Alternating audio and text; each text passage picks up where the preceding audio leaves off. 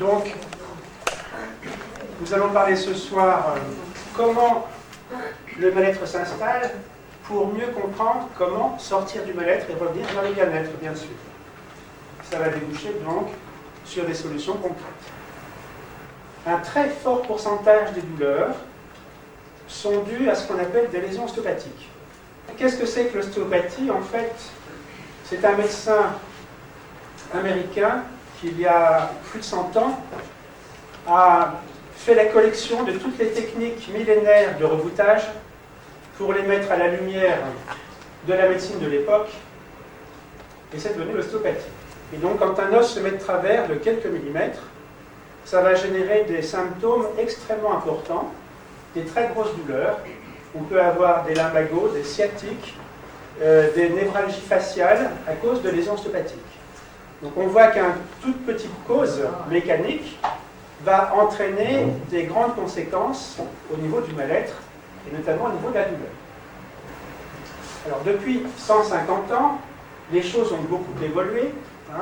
À l'époque, les ostéopathes n'étaient pas beaucoup dans le ressenti, et donc pour faire un diagnostic, c'est-à-dire savoir quel os s'est mis de travers et comment il s'est mis de travers, pour savoir comment le remettre en place, eh bien le diagnostic, c'est le ressenti qui va nous servir. Donc si on a un mauvais ressenti, on ne peut pas faire un bon diagnostic et on ne peut pas faire un bon traitement. Donc on ne peut pas soulager. Ça, c'est concret.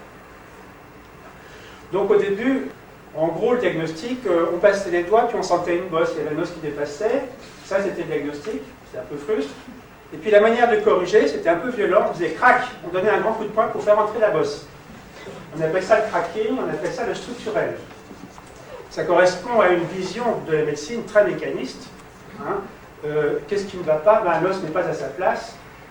Qu'est-ce qu'on va faire pour réharmoniser? On va remettre l'os à sa place. Ça, c'était il y a 150 ans. Et puis, la conscience des chercheurs en ostéopathie va évoluer. Ils vont avoir un ressenti qui va se développer. Et donc, ils vont remarquer que, eh bien, par exemple, quand un os, une vertèbre cervicale est de travers, eh bien, on peut tourner la tête bien d'un côté, et puis pas du tout de l'autre. Et donc, on va dire que lorsque l'os est de travers, il y a un problème fonctionnel, c'est-à-dire ça tourne plus d'un côté que de l'autre. L'idée, c'est d'aller dans le sens où ça tourne bien, d'insister un peu, et puis de relâcher, et on se rend compte que, on peut retourner de l'autre côté. Et puis, aux stupéfactions, l'os est revenu à sa place. Donc, on voit déjà que c'est un progrès dans l'ostéopathie. On va appeler cette ostéopathie fonctionnelle. Puis, les chercheurs en ostéopathie vont continuer à développer leur féminin. Leur ressenti va augmenter. Et quand ils mettent le doigt sur un os, on se rend compte qu'il bouge. Il fait un mouvement qui ressemble à un 8, forme de lemniscate. Et lorsque le mouvement est correct, un beau 8, eh bien, c'est que l'os est à sa place. Si un os est de travers, au lieu de bouger en faisant son 8, il va faire que la moitié du 8, c'est-à-dire il va monter et il ne va pas descendre. Alors qu'est-ce qu'on va faire? Tout en douceur, on va l'accompagner quand il veut monter, on maintient l'os qui est en haut, et puis quelques secondes après, on lâche, et on retrouve le micro-mouvement. Et quand le micro-mouvement est revenu, la fonction est récupérée. Et quand la fonction est récupérée, l'os est revenu en place. C'est une correction qui est beaucoup plus douce. Le diagnostic est beaucoup plus fin. Cette ostéopathie sensorielle, la dernière que je vous ai présentée, c'est celle qui a permis de découvrir l'ostéopathie crânienne. Et dès qu'on a découvert la technique sensorielle, eh bien on s'est rendu compte que les os du crâne bougeaient et que les os du crâne étaient aussi en lésion ostéopathique. Donc dans l'histoire de l'ostéopathie, les techniques évoluent avec la conscience de l'être humain, du plus fruste, c'est-à-dire la méthode structurelle, l'ostéopathie structurelle, où on fait crack, puis la méthode fonctionnelle, puis la méthode sensorielle. Depuis 50 ans, rien du tout, jusqu'à ce qu'un monsieur français qui s'appelle monsieur Poyet fasse des découvertes qui sont extraordinaires. Donc jusqu'à présent, on fait un diagnostic sur un os, on corrige l'os, puis on change d'os. Diagnostic, traitement. Ce qui est très très lent. Comme vous arrivez en consultation avec des centaines de lésions ostéopathiques, avec la technique classique, on ne peut corriger que quelques dizaines de lésions ostéopathiques en une seule séance. Et c'est là que M. Poyer arrive et qui va faire des découvertes extraordinaires. Il va découvrir que ces centaines de lésions ostéopathiques se subdivisent en 8 groupes appelés chaînes ostéopathiques, qui correspondent aux 8 merveilleux vaisseaux chinois de l'acupuncture. Et M. Poyer a découvert un point énergétique qui, lorsque on relance le point sur l'aspect vibratoire du point, en une fraction de seconde, vous avez toute la chaîne qui est corrigée. L'intérêt de cette histoire, c'est que s'il existe 8 chaînes, il existe donc 8 points de correction, ce qui veut dire qu'en 8 fractions de seconde, on a corrigé toutes les lésions ostéopathiques connues par l'ostéopathie classique, soit plusieurs centaines de lésions ostéopathiques. Pour la première fois, un être humain n'aura plus aucune lésion ostéopathique. Là, c'est à vivre dans son corps, parce qu'il paraît qu'on sent vraiment bien quand on n'a plus aucune lésion ostéopathique. Alors, M. Poyer a découvert un point qui, lorsqu'on le corrige, va corriger 4 chaînes en même temps. Ce qui fait qu'en 2 points, on a corrigé toutes les lésions ostéopathiques, c'est-à-dire en 2 fractions de seconde. Pourquoi c'est tellement important de corriger toutes les lésions ostéopathiques en une seule séance? Parce qu'on a découvert que le corps humain avait une structure holographique. Évidemment, si on sait que le corps humain est un hologramme, ça va tout changer au niveau de la médecine. Parce que ça veut dire qu'un point du corps, mécaniquement parlant, n'exprime pas ce point-là, mais exprime le corps tout entier. Si je m'aperçois que l'épaule bloque à 90, alors qu'elle devrait monter à 180, si je suis un ostéopathe ou un médecin qui pense que le corps est de la vulgaire mécanique, je vais dire c'est un blocage d'épaule. Donc, je vais devenir spécialiste de l'épaule. Et à la fin de la séance, l'épaule est toujours bloquée. Ce qui prouve que cette conception mécaniste du corps humain ne fonctionne pas. Si par contre, je sais que le corps humain est un hologramme, je vais dire attention, ce blocage d'épaule n'est pas un blocage d'épaule. Ce blocage d'épaule n'est que l'expression de tous les blocages qui existent de la tête aux pieds. Moralité, au lieu de m'acharner bêtement sur cette épaule, je vais tout soigner de la tête aux pieds, et à la fin de la séance, l'épaule est parfaite. Parce que j'ai soigné tous les os de la tête aux pieds. Donc on voit à quoi ça sert de soigner tous les os en une seule séance.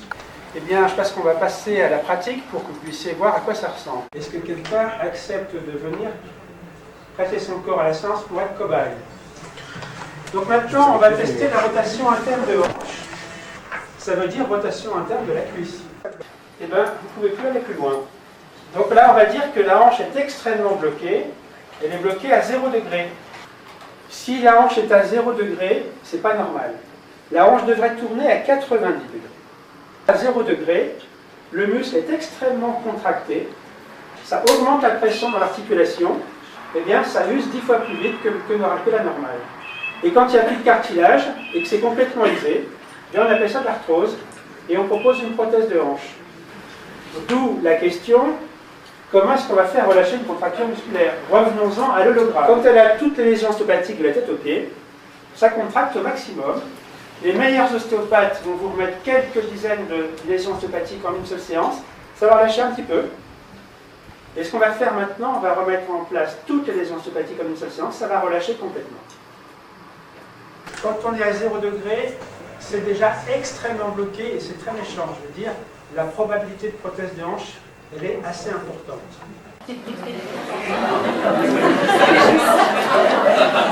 Si madame a 100% de fibre rouge, quand j'aurai tout soigné de la tête aux pieds, à la fin de la séance, le pied touche la table. Ça veut dire qu'elle n'aura jamais de prothèse de hanche. S'il y a 100% de fibre blanche, je soigne. À la fin de la séance, le pied reste à 0 degré. Et je lui dis cette fois-ci, moi, c'est trop tard, je ne peux plus rien pour vous. Et ce sera pour bientôt la prothèse. S'il y a 50% de fibre blanche et 50% de fibre rouge, eh bien, à la fin quand je soigne tout, à la fin de la séance, ça tourne à 45 degrés. Et je vais lui dire, ça suffit largement pour qu'on sauve votre prothèse de hanche. Donc on sera fixé dans quelques minutes.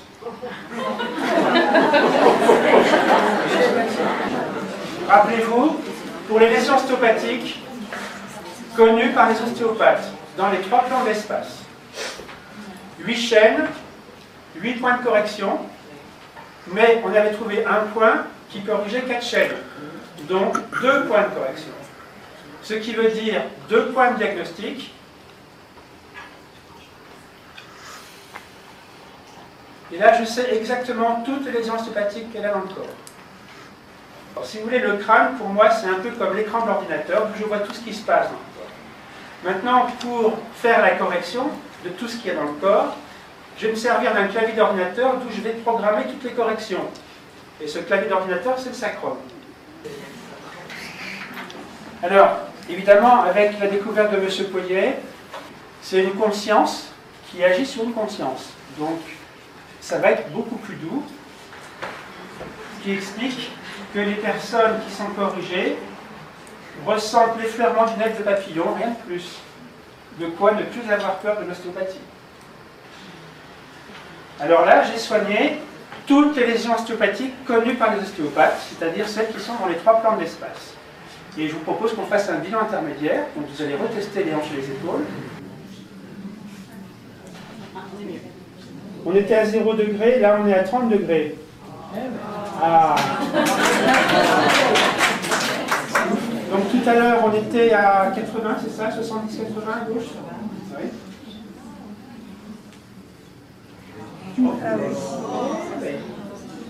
160. Et elle a bien moins mal. 160 degrés. C'est normal puisqu'elle est moins pincée. Vous savez, quand vous avez le doigt passé dans une portière, vous pouvez prendre des médicaments, des anti-inflammatoires, mais c'est mieux d'ouvrir la porte. Alors maintenant, on va soigner en plus les lésions de Poyet. Donc maintenant, je vais regarder ses pieds. Alors je sais que ses pieds sont là-bas, hein, mais je regarde ses pieds depuis le crâne. Hein. Je viens de corriger les lésions ostéopathiques découvertes par M. Poyet. J'ai tout soigné sauf les épaules. Et 99% des problèmes d'épaule sont résolus. Alors, j'ai tout soigné sauf les épaules, et on a constaté qu'on a récupéré 90% des amplitudes. Ce qui veut dire que 90% des problèmes d'épaule n'étaient pas des problèmes d'épaule. Mais l'expression de tout ce que j'ai soigné était au pied. Comme j'ai rien contre les spécialistes, on va quand même soigner l'épaule, en plus.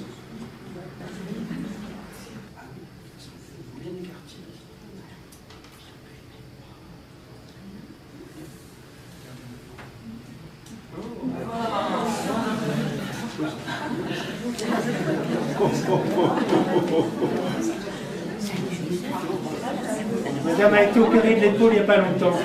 Non, pas de l'épaule. Enfin, des côtes. Et maintenant, on pourrait peut-être lui demander comment elle se sent, parce qu'on parlait de bien-être et de mal-être. Quelles sont ses impressions, son ressenti? Il est tendu plutôt que crispé? Ah non, non. Dites-le, les gens ne savent pas. Je suis plus détendue, je souffre moins. Si vous remettez tous les os en place et que vous faites relâcher tous les muscles, l'énergie circule. Et du coup, ça va partout dans le corps, donc vous sentez mieux vos pieds et vous avez les joues roses, vous n'êtes plus blanches. Bref, vous n'avez plus besoin de fond de teint, quoi. L'économie. Voilà, je vous remercie. C'est moi qui vous remercie. Le garagiste répare la voiture parfaitement, mais ne s'occupe que de la voiture et pas du chauffeur. Ça, c'est la médecine curative. Mais quand on s'occupe du chauffeur et qu'on enseigne le code de la route, on fait une médecine préventive. Si vous êtes conscient de votre capacité à faire quelque chose pour votre santé, à ce moment-là, je vais pouvoir vous aider. Alors maintenant, je vais vous parler de médecine préventive.